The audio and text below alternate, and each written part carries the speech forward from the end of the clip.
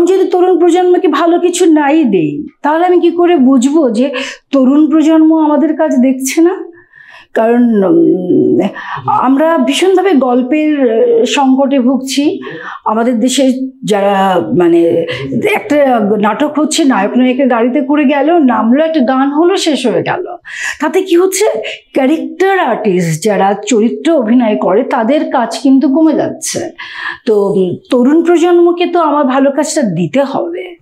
তো আমরা যদি তরুণ প্রজন্মকে ভালো কাজটা দিতে না পারি, তাহলে তারা মুখ ফিরিয়ে নেবেই। কারণ এখন তারা রিমোট হাতে পেলেই বিশ্ব দেখতে পায়। তো তাদের ভালো লাগার জন্য তো আমাদের ভালো নাটক বানাতে হবে।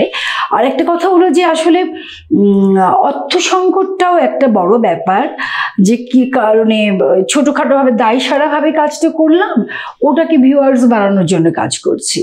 তো তাতে কি হচ্ছে যে আমাদের শিল্প সংস্কৃতি মানটা কমে যাচ্ছে। অনেকেই ভালো করছে, আমি যাদের কাজে দেখি আমার ভালো লাগছে, কিন্তু আমার মনে হয় যে মানে একটি পরিপূর্ণ পারিবারিক নাটক যদি হতো, সেখানে আমরা সবাই মিলে একটা নাটক করা, আগে যেমন আমরা দেখতাম একটা পরিবার ছিল নাটকে, সেটা থাকলে খুব দেখতে ভালো লাগতো।